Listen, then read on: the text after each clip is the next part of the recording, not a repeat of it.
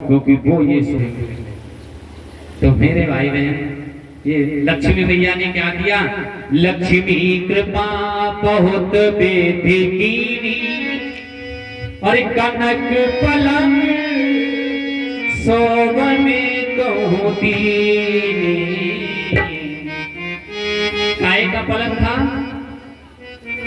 कनक। कनक पलंग सोवन को दीनी। अब कनक माने क्या होता है? क्या होता है कनक माने? कनक माने होता है सोना। क्या होता है? सोना। अब सुनो, और कनक माने होता है धतूरा। हाँ, कनक को सोना भी होता है कनक का मतलब, और कनक का मतलब धतूरा भी होता है। धतूरा देखा? देखा धतूरा? अब देखो, सुनो, ध्यान वहीं पे रहे। कनक कनक ते सौगुनी, माधिकता अधिकाय, या पाए बौराए, पापाए बौराए। एक को पाने से व्यक्ति पागल होता है, और एक को खाने से व्यक्ति पागल होता है। हाँ, जिनके पास खूब धन दौलत हो जाए, खूब सोना हो जाए, वो भी पागल हो जाता है। उसे अपनी माया पर इतना घमंड हो जाता है कि वो किसी से सीधे बात भी नहीं करता। और धतूरा खा ले कोई, तो वो भी पागल हो जाता है ना? ना मानो तो खाए के देखियो वो। हाँ, धतूरा मिल जाए तो कभी खा के देखना, पागल हो जाओगे मेरे भाई। अब हमने कह दिया है, हाँ, प्रैक्टिकल मत करना। नहीं सोच रहे हो कि पंडित जी कह के गए दिला देखे, ऐसो है कि नहीं है मेरे भाई। तो एक को खाने से जीव पागल हो जाता है, और एक को पाने से जीव पागल हो जाता है मेरे भाई।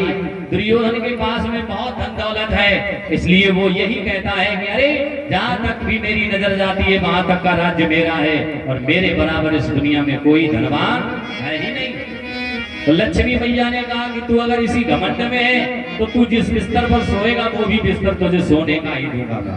चल, तू सोना चाहता है तो चल, इसी बिस्तर को भी सोने का ही बना दिया।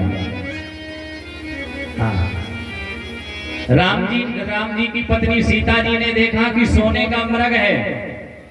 राम जी से कहा, ए स्वामी, ये सोने का मृग है ना, इसकी खाल लेके आओ ना, तो कुटिया की कितनी शोभा होगी। राम जी ने मन में प्रतिज्ञा कर ली कि तुम सोने के पीछे ज्यादा पागल हो रही हो, तो जाओ, हम भी प्रतिज्ञा करते हैं, अब तुम्हें ऐसी जगह भेज देंगे जहां खूब सोना ही सोना होगा।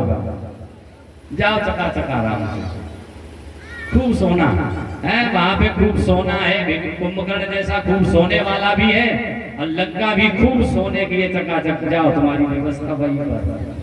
तो जो ज्यादा इस चक्कर में पड़ा है, खूब ज्यादा धनवान बनना चाहता है, तो प्रभु कहते हैं कि ठीक है, अब तुझे मैं पागल ही कर दूंगा, तू खूब इकट्ठा करके बिना करेगा मेरे भाई।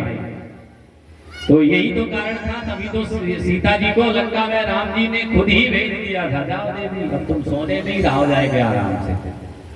तो मेरे भाई, अब दुर्योधन जल के अंदर छिप करके बैठ गया है, और इधर पांडव अपनी मैया देवी कुंती के पास मिलने के लिए आया है। ये भी एक छत्राणी है।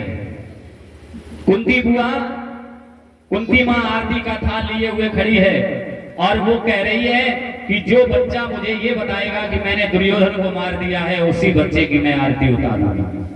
सबसे पहले धर्मराज जी बड़े थे, उनसे पूछा, युधिष्ठिर जी महाराज से, कहा है बेटा, कहो महाभारत के युद्ध का क्या समाचार है? क्या तुमने दुर्योधन को मारा?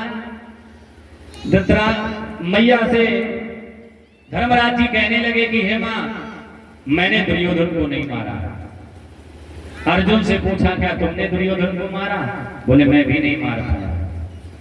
भीम से पूछा, है भीम, क्या तुमने दुर्योधन को मारा? भीम कहने लगे, मां, मैंने 100 भाई कीचक के मारे, खुद 100 भाई किलिंग के मारे, और 99 भाई दुर्योधन के मार दिए, लेकिन मैं भी दुर्योधन को नहीं मार पाया। अब मैया ने सोचा कि नकुल सहदेव की औकात ही क्या है, जब भीम ही नहीं मार पाए, जिनके अंदर 10,000 हाथियों का बल, तो नकुल सहदेव तो मार ही क्या लेंगे। आरती का थाल पटक दिया और देवी छत्राणी है, पांचों पुत्रों को फटकार लगाई और देवी कुंती कहने लगी, ए बच्चों कि तुम सकल बंधु और परिवार नसाए। फटकार लगाई एक छत्राणी ने, आरती का थाल पटक करके पृथ्वी पर डाल दिया। तुम सकल बंधु और परिवार नसाए, और खेत छाड़ना हक भजी आए।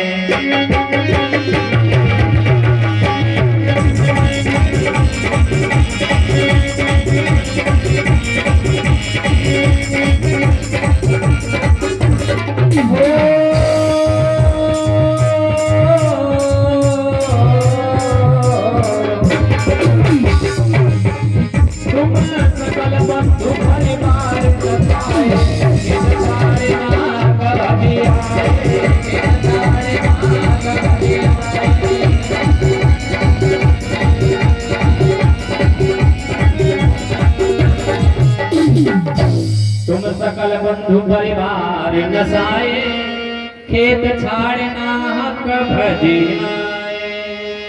अगर मैं जानती कि कायर पुत्रों को जन्म दे रही हूँ तो तुझे जन्म देने से पहले ही सभी को मार दिया होता। आज कम से कम ये कायरता का दिन तो नहीं देखना पड़ता। सबके सब तुम चले आए और दुर्योधन बच करके चला गया। मेरे भाई बुआ कुंती ने भगवान कृष्ण की ओर देखा और कहा, हे कृष्ण, तुम्हारे होते हुए भी दुर्योधन बच के चला गया। भाई याद है ऐसा युद्ध करने से क्या फायदा है कृष्ण। कृष्ण को भी बुआ कुंती ने नहीं छोड़ा और उनको भी बुआ ने फटकार लगाया। हे कृष्ण, मेरे भाई अब भीम पर नहीं रहा गया तो भीम को क्रोध आ गया। भीम ने अब प्रतिज्ञा कर ली कि हे मां, ये भीम प्रतिज्ञा करता है कि अब दुर्योधन को मैं छोड़ूंगा नहीं, चाहे जहां पर भी मिलेगा मैं मारूंगा जरूर। मेरे भाई पांचों पांडव भगवान कन्हैया दुर्योधन को ढूंढने के लिए जंगल में आए। एक गाय चराने वाला मिल गया, उससे पूछा, कहो तुमने इधर से किसी को जाते हुए देखा? बोले मैंने किसी को जाते हुए नहीं देखा। आगे दुर्योधन को ढूंढने के लिए भीम जब बढ़े तो कुछ पैरों के निशान दिखाई दिए, जाने वाले पैरों के निशान। भीम ने कहा कि मुझे लग रहा है कि ये पैर दुर्योधन के ही हैं, मुझे लगता है कि दुर्योधन इसी रास्ते से गया है, चलो इसी रास्ते पर दुर्योधन कहीं न कहीं मिलेगा। थोड़े आगे और बढ़े तब तक उधर से आने वाले पैरों के भी निशान बने हैं।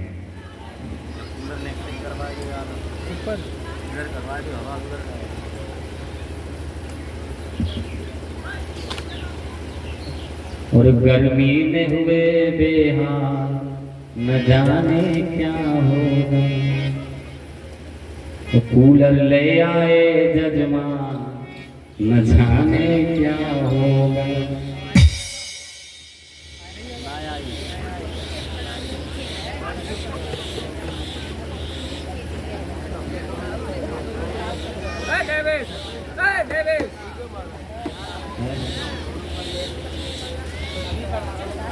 और हवा ना आई मेरे पास, न जाने क्या होगा। सही करो भैया, है कोई मशीन बंद खड़ी रहे, है ना, कोई मशीन बंद कर दो और झांक दो उसको तो वो गर्म नहीं होगी, और कोई मशीन बराबर चलती रहेगी तो गर्म तो होगी ही होगी फिर, है ना। आप तुम लोग तो शांत बैठे रहते हो और हमारी मशीन तो बराबर भैया बोले हुए काम कर रही है। अब हम जहाँ सोच रहे कि ज्यादा गर्म ना हो जाए कहीं, तो हमारी तो दूसरी कथा हो नहीं पाई फिर। हाँ अब ठीक है, हाँ सही है, व्यवस्था सब है पर कमी करने वालों की है। व्यवस्था तो सब है। नरधर में मैंने यही